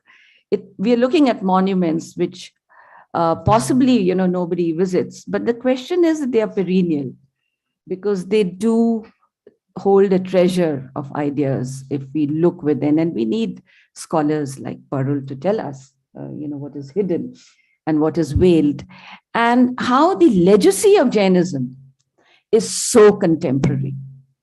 This is something I learned from my own little teaching of Jainism, in my own university, that it is so contemporary, because and today when I read that, how the notion of ahimsa, how it becomes such an important idea.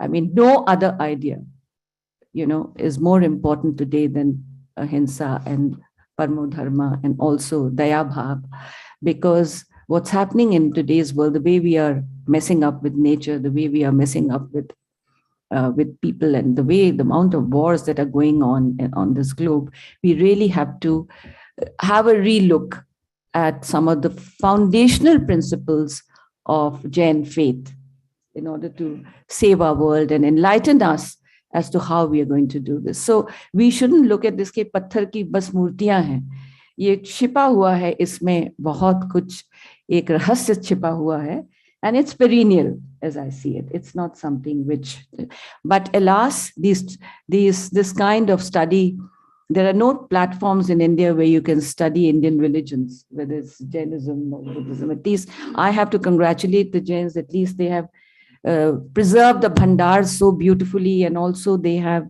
so many small courses going on all over the world on Jain philosophy and art. But I wish, but within Hinduism and other traditions of India, it is not so.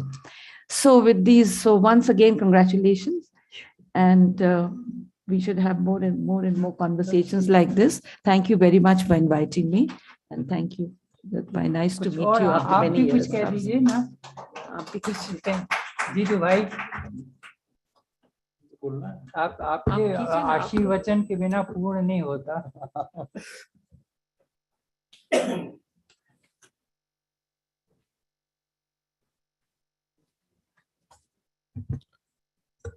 आज के इस प्रवचन के अध्यक्ष महोदय professor मधु खन्ना जी, और जिन्होंने आज बहुत ही विद्वत्तापूर्ण यहाँ प्रवचन प्रस्तुत किया, प्रोफेसर पारुल पंड्या जी धर, और हमारे इंस्टीट्यूट के निदेशक महोदय, विश्वविख्यात भारतीय विद्या के प्रकांड विद्वान प्रोफेसर जी पांडे जी, और सभा में उपस्थित सभी विद्वान मित्रों।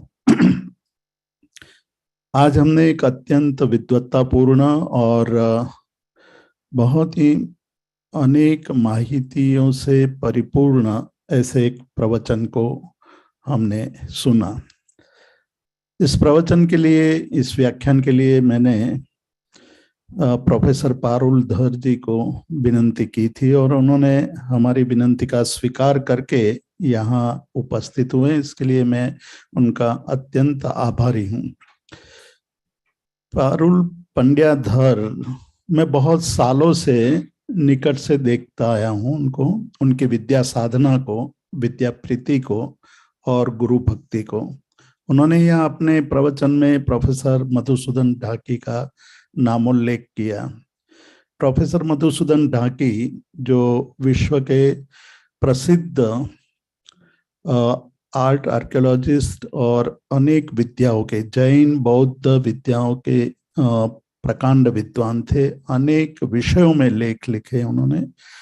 उनकी जो विद्या है उनको आगे ले जाने का सबसे बड़ा कोई कार्य किया हो तो पारुल पंड्या धर ने किया है। उन्होंने एक तोरण पर एक बहुत अच्छी किताब लिखी है। हमारी इच्छा थी कि तोरण पर बोलें, तो उन्होंने मना किया। वो इसलिए मना किया कि वो काम तो मैंने कर लिया है, तो मैं नया कुछ नहीं बोल पाऊंगी। इसलिए ये दक्षिण भारत के जैन स्थापत्य, जैन शिल्प, जैन कला पर उन्होंने आज हम लोगों को एक बहुत ही सुंदर व्याख्यान प्रस्तुत किया। आपने देखा इस प्रवचन में उन्होंने केवल शिल्प और स्थापत्य पर ही बात नहीं की, अनेक जैन ग्रंथों के उद्धरण दिए, जिसमें आपने देखा कि मूलाचार आदि और वरांग चरित्र जैसे बहुत ही अल्प परिचित ग्रंथों की बात कही, शिलालेखों की बात की, अभिलेखों की बात कही, शिल्प की बात कही। बहुत बड़ी आश्चर्य की बात है कि जैन धर्म मूलतः निवृत्ति मार्गी है और असंग मार्गी है। समाज से अपनी साधना के लिए पर्वतों पर, गुफाओं में रहने वाले इन साधुओं के द्वारा और साधुओं के उपदेश द्वारा जो एक अद्भुत शिल्प की रचना हुई है, आज पूरे विश्व में उसकी चर्चा होती है। एक बहुत ही महत्वपूर्ण विषय पर उन्होंने बात की, जिस विषय पर अभी थोड़े दिनों पहले ही बनारस हिंदू यूनिवर्सिटी में एक राष्ट्रीय संगोष्ठी का आयोजन हुआ था, वो संथारा या समाधि मरण। यहाँ उन्होंने जो विंध्यगिरी और चंद्रगिरी की बात कही, विंध्यगिरी और चंद्रगिरी पर साधक संथारा के लिए जाते थे। मुझे आज कुछ सालों पहले की घटना याद आ रही है। उस समय यहाँ प्रोफेसर जी.सी. त्रिपाठी जी भी थे और बेंगलोर से प्रोफेसर नागराजय्या जी आए थे और सेट्टार जी भी आए थे, जिनके 2 ग्रंथों का प्रकाशन जो धनेश जी ने प्राइमस पब्लिकेशन से किया था। तब धनेश जी खुद स्वयं थे और उस समय मनु अभिषेक सिंघवी को हमने अध्यक्ष रूप में चुना था और यहाँ आए थे। उन्होंने उस वक्त वो बहुत चर्चित बात थी और राजस्थान हाई कोर्ट ने स्थगित मतलब स्टे का ऑर्डर दे दिया था। उसके बाद मनु अभिषेक सिंघवी ने यहाँ सुप्रीम कोर्ट में उस केस को चलाया और वो राजस्थान हाई कोर्ट के आदेश को स्टे दे दिया। उसके बाद जो बातें यहाँ कही और ऐसी बातें जैन तीर्थों के बारे में कही जाती थी, करीब 8वीं 9वीं शताब्दी तक ये जैन तीर्थ के जितने भी आज जो प्रसिद्ध आराधना के तीर्थ, भक्ति के तीर्थ बने, वो पहले संलेखना तीर्थ के रूप में प्रसिद्ध थे। वहां जाकर के साधु संलेखना करते थे और साधक संलेखना करते थे, समाधि मरण करते थे। आज वो बहुत बड़ा चिंतनीय विषय बन गया है और वो चिंतनीय विषय इसलिए एक तरफ हमारी आयु बढ़ती जा रही है, मतलब औसतन आयु की वृद्धि होती जा रही है और जीने की कला हम भूलते जा रहे हैं, इसलिए जीवन बोझिल हो रहा है, जीवन में हमें कुछ करने का रहता नहीं है। तो उस समय इच्छा मृत्यु की परिस्थिति आ जाती है और इच्छा मृत्यु के लिए आज विश्व में बहुत बड़ा चिंतन हो रहा है। जैन धर्म ही एक ऐसा धर्म है जिन्होंने कैसे मरना चाहिए वो भी सिखाया, जीना कैसे चाहिए वो सिखाया, साथ ही साथ मरना कैसे चाहिए वो भी सिखाया। तो ये सारी बातें आज पारुल पांड्या धर ने अपने इस व्याख्यान में प्रस्तुत की। मेरी छोटी बहन भी है, कई सालों से हमने उसकी साधना को देखा है और ढाके साहब के साथ भी काम करते हुए देखा है। तो मैं उनका अत्यंत आभारी हूँ और उन्होंने जो ये यहाँ पेपर प्रस्तुत किया वो BL इंस्टीट्यूट से हमारी ऐसी इच्छा रहेगी और उनकी कृपा होगी तो हम एक मोनोग्राफ के रूप में प्रकाशित करेंगे और जिससे ये आने वाले समय में विद्वानों के लिए वो एक रेफरेंस के रूप में हमेशा उपलब्ध होगा। मैं एक बात ये भी कहना चाहता हूँ कि ये प्रोफेसर धनेश जी बहुत बड़े विद्वान भी थे, उन्होंने बहुत काम किया है, कार्डोना के साथ काम किया, अनेक ग्रंथों को प्रकाशित किया। आज उनकी परंपरा को उन्हीं के पुत्र सुगत जी ने इसको चालू रखा है। प्राइमस पब्लिकेशन भी चालू है और रत्न ग्रंथ जो उनके प्रकाशन पब्लिशिंग हाउस है उसको भी बहुत सुचारू ढंग से चला रहे हैं। और ये सारा आज का जो प्रवचन यहाँ हुआ, व्याख्यान हुआ, उसका भी पूरा आयोजन सुगत जी ने किया। हमें बहुत ही आनंद है कि धनेश जी की परंपरा को उन्होंने जीवंत रखी है और आने वाले समय में इसी प्रकार के अन्य जैन आर्ट के पर विभिन्न विषयों पर हम प्रवचन कराते रहेंगे। मूल कारण ये था धनेश जी का कि भाई हमारे पास बहुत सारे शिल्प हैं, मिनिएचर पेंटिंग्स हैं, क्लॉथ पेंटिंग्स हैं, इतना सारा हमारे पास साहित्य है जिसमें कला के बारे में कहा गया है, पर उस पर बहुत कम काम किया है। उनकी इच्छा थी आज वो जहाँ भी होंगे अत्यंत प्रसन्न होते होंगे और उनके हमें दिव्य आशीष मिलती रहेगी। बीएल इंस्टीट्यूट के वो वाइस चेयरमैन भी रहे और भविष्य में इस श्रेणी में और अधिक प्रवचन होते रहेंगे। आप लोग सब यहाँ उपस्थित हुए, इसलिए मैं आप सब लोगों को भी बहुत धन्यवाद देता हूँ। हाँ, नहीं, यहाँ आएंगे ना, वो बोलेंगे ना।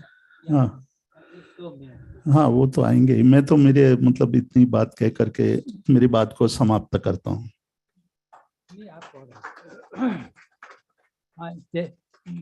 जैसा कि हमारे प्रोफेसर जितेंद्र भाई शाह, जिनको हम इतना लंबा देने के स्थान पर प्रेम से जीतू भाई कहते हैं, तो उन्होंने कहा, उन्होंने बताया कि प्रोफेसर धनेश जी ने बहुत दिनों तक जेएनयू में पढ़ाया भी है, शायद ये बहुत लोगों को पता नहीं, वो लिंग्विस्टिक्स के प्रोफेसर रहे हैं वो। तो सुगत जी यहाँ पर उपस्थित हैं, उनकी माता जी भी यहाँ पर उपस्थित हैं। हम चाहेंगे कि कम से कम आकर के यहाँ पर एक बार उपस्थित तो हों, जिससे कि लोग उनका अभिनंदन करें। और वो धन्यवाद, अंतिम धन्यवाद तो उन्हीं की ओर से होना चाहिए, क्योंकि आज दुर्भाग्य से धनेश जी हमारे बीच में नहीं हैं, लेकिन सुगत जी ने ये प्रॉमिस किया है हम सब लोगों को कि वो इस श्रृंखला को जारी रखेंगे और इसकी सपोर्ट करते रहेंगे। तो अपने पिताजी ने जो काम प्रारंभ किया था, उसके सातत्य में वो कोई कमी नहीं आने देंगे। तो हम चाहेंगे कि वो यहाँ पर आएं और कम से कम आज की वक्त्री को धन्यवाद दें, और अन्य लोग भी जो यहाँ मंचस्थ हैं उनको भी कुछ अपने उद्गार प्रकट करते हुए उनका अभिनंदन करें।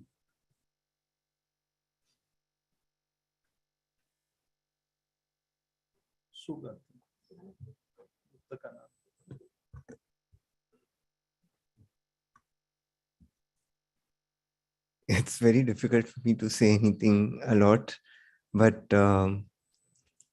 this was an initiative my father started while he was at BLI, and he was involved, he was a part of BLI, and therefore collectively it is him and BLI which we are carrying forward that initiative today. He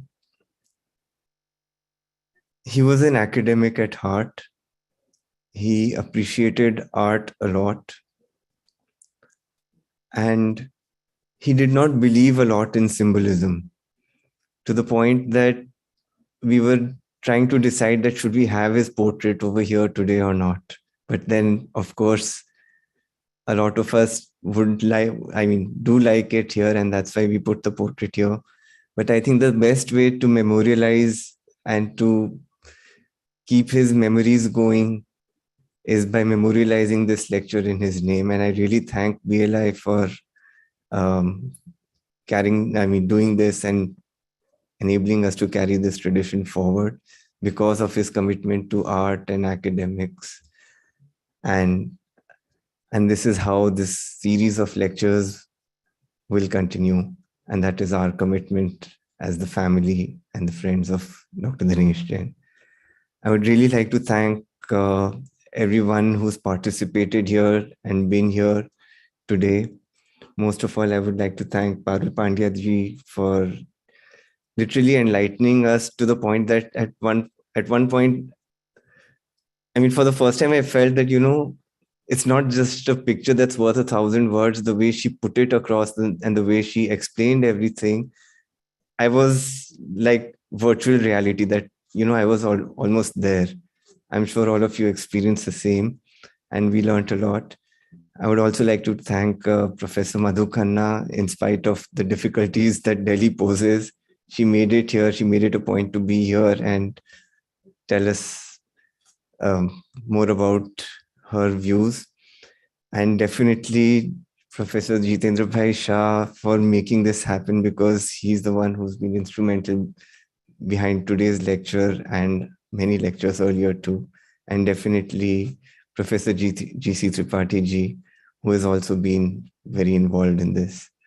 and of course the staff and everyone at BLI who has made this happen. I would like to thank everyone. Thank you.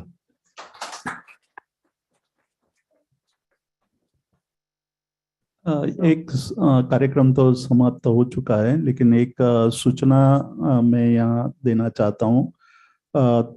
दिनांक मतलब तारीख 28, 29, 30 को रोहतक में हम प्राकृत भाषा पर एक संगोष्ठी का आयोजन कर रहे हैं।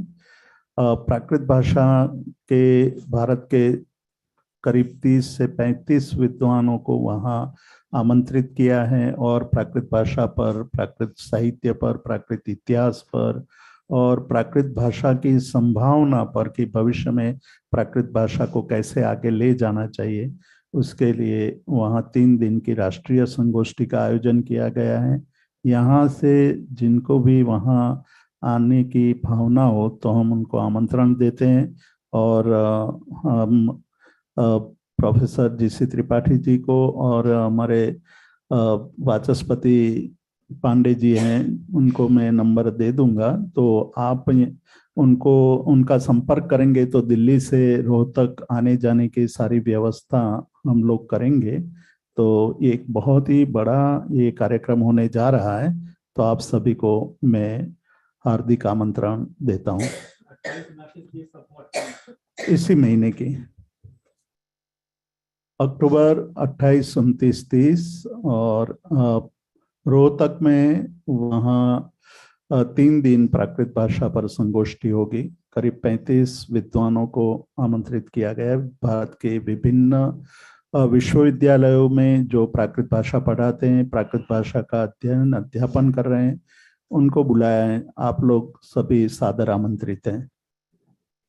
एक बात अंतिम वाक्य में बोलना चाहता हूँ कि शायद आप लोगों को आश्चर्य हो रहा होगा कि ये कार्यक्रम जो है वो बिना फूल माला, बिना बुके और बिना शॉल के किस तरह से संपन्न हो रहा है। अभी सुगत जी ने कहा कि फोटो भी धनेश जी की यहाँ पर नहीं लगी हुई है, जिनकी स्मृति में व्याख्यान हो रहा है। प्रोफेसर धनेश जैन बिल्कुल अलग प्रकार के व्यक्ति थे। वो केवल वो विद्या प्रेमी ही नहीं, बल्कि वो ये चाहते थे कि विद्या जो है वो इन सब जो औपचारिकताएं हैं, जिसको कि वो नाटक कहते थे, इससे जो है वो दूर रहनी चाहिए। तो इसलिए जब हम कोई विद्वत्तापूर्ण कार्यक्रम करें तो केवल विद्वान को का वचनों से सम्मान करें और उसके वचनों पर ध्यान दें, बस यही महत्वपूर्ण है। ये नहीं कि आप माला पहना रहे हैं फिर उसकी स्तुति कर रहे हैं और या और कुछ इस प्रकार की बुके दे रहे हैं। तो इसलिए ये कार्यक्रम आपको अगर कुछ सूखा सूखा सा लगा है तो मैं उसके लिए क्षमा मांगता हूँ, पर ये जो है वो दिवंगत जो हमारे धनेश जी हैं, उनकी जो दिव्य आत्मा है, उसको उनको उनकी तृप्ति के लिए अवश्य ही हमें लगता है कि संतोषजनक रहा होगा। तो आपको बहुत बहुत धन्यवाद आप समस्त आप लोगों को आने के लिए।